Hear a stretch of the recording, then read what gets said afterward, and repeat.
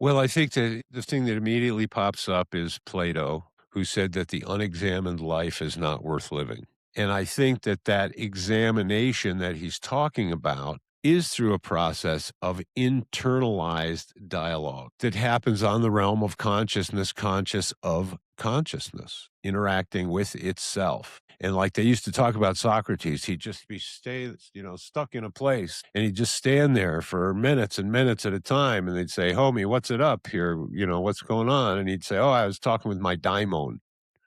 Right. He was having an internal conversation with his inspiring, What Freud would call the superego. yeah, I think that that's one of the conversations there. And then we get into Jung and it could be any one of the archetypes in conversation. But the idea is that there isn't a process of internalization, metabolization of our external experience. I've said before, okay, well, I'm in an ontological hermeneutical circle, which is to say that I'm reading a book and each new page is another piece, and the piece informs my idea of what the whole book is about. And then my idea of what the whole book is about contextualizes each new piece so that as the ball goes back and forth between the two images come together of the accumulation of the pieces and the refinement of the image of the whole. And now we expand this, as I've said before. Now the book is life, and the new piece is every day that you wake up and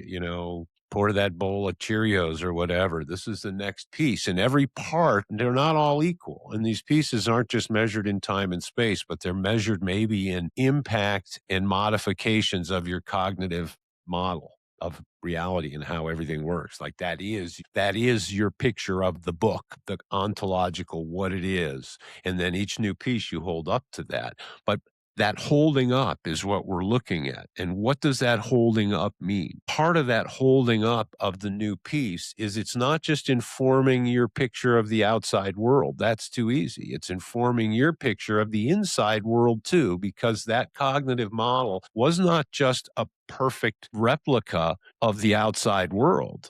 That's way too simple, right? It came through you. It was metabolized by you, psychically, psycho-spiritually, dynamically metabolized by you. So it's a very particular map that has your fingerprint on it in the way that we say you are your interpretation of the world.